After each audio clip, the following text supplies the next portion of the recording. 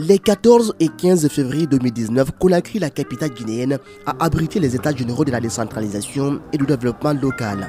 Cette rencontre d'échange a connu la participation de l'ensemble des gouverneurs des régions administratives, préfets, maires et secrétaires généraux des communes du pays, mais aussi certains sous-préfets. Il s'agit d'une étape majeure dans l'enracinement de la démocratie locale dans le pays.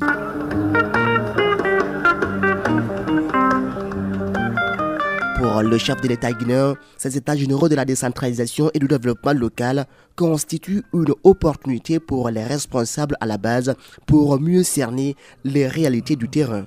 La finalité est de pouvoir améliorer significativement les conditions de vie des populations guinéennes, surtout celles vivant en milieu rural. Certains sont considérés comme les favorisés du développement et d'autres comme des exclus. Nous devons éviter que notre pays se retrouve dans cette situation. Le jeune Guinéen, n'importe où il est, qu'il soit à Conakry, au fin fond de Yomou ou de Zérekoré, doit se sentir Guinéen ayant les mêmes avantages que celui qui est à Conakry.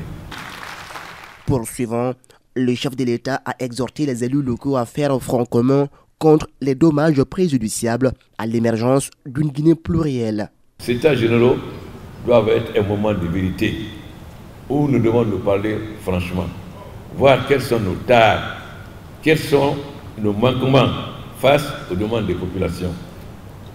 Cela est fondamental, sinon les États généraux ne servent à rien si ce n'est pas un débat franc qui consiste à voir de quelles maladies nous souffrons et comment guérir ces maladies. Le ministre de l'administration du territoire et de la décentralisation de son côté a rappelé le contexte de l'organisation de ces États généraux qui marque l'entrée solennelle des nouveaux élus. Selon le général Bourema Condé, l'objectif de ces travaux est d'apporter la meilleure réponse aux difficultés et contraintes qui constituent de sérieux freins au financement de la décentralisation et du développement local.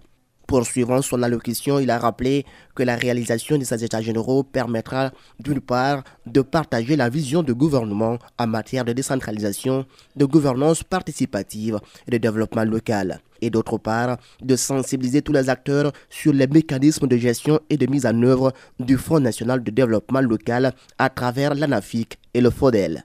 Le développement de notre pays passe par le plein épanouissement du citoyen à la base au travers des dimensions politiques, économiques, sociales et culturelles qui sont les siennes.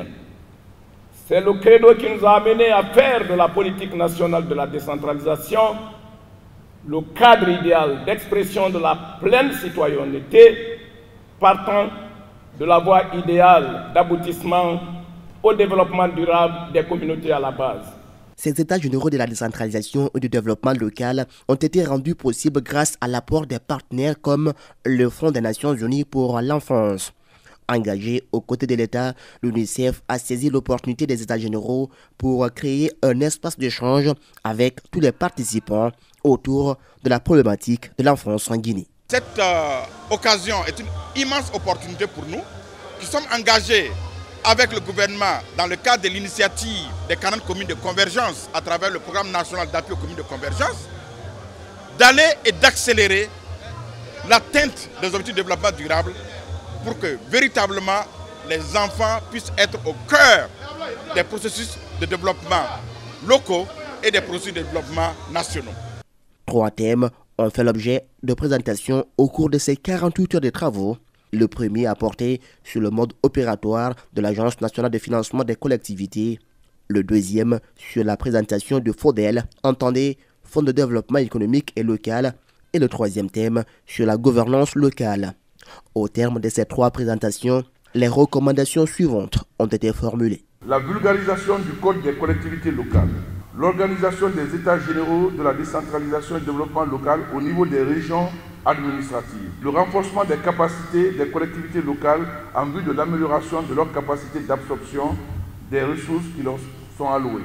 Enfin, l'élaboration des plans de développement locaux des communes urbaines conformément au guide harmonisé de la planification deuxième génération. C'est le Premier ministre chef du gouvernement qui a procédé à la clôture des travaux de ces États généraux de la décentralisation et du développement local. Pour Dr Ibrahima Kassouri Fofana, Ces travaux visent à imprimer une dynamique nouvelle au développement du pays.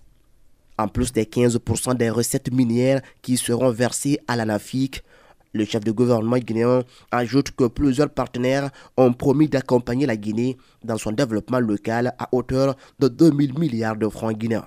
Au total, les projections dont nous disposons des différentes recettes laissent présager que les 15% vont aboutir à 650 milliards pour 2019 et de 700 milliards pour 2020. Alors, faites le compte, nous parlons objectivement de près de 2000 milliards de ressources à la disposition des collectivités. Au sortir de ces 48 heures de travaux de Conakry, certains participants, notamment des maires, ont salué la démarche du gouvernement et de leurs partenaires.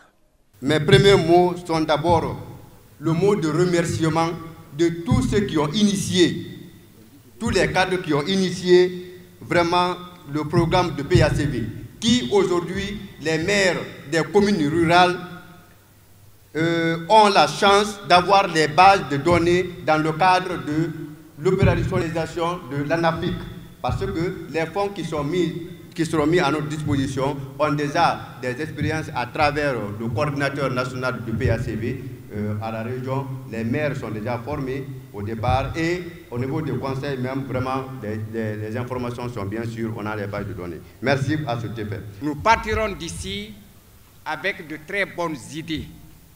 Nous connaissons quel est notre rôle en tant que maire. Ensuite, nous connaissons quels sont nos rapports avec la tutelle. On nous a outillés pour pouvoir travailler avec nos communautés. Parce qu'à travers ça, on a compris ce qu'on doit faire avec la communauté, c'est-à-dire avec nos collectivités, et ce qu'on doit faire avec nos sous-préfets, nos préfets. Donc c'est pourquoi j'ai dit que c'est un outil de travail qu'on nous a donné. Après avoir traduit leur profonde gratitude au chef de l'État et à son gouvernement pour l'organisation de ces États généraux de la décentralisation et du développement local, les participants ont formulé quelques recommandations à l'endroit de l'administration centrale.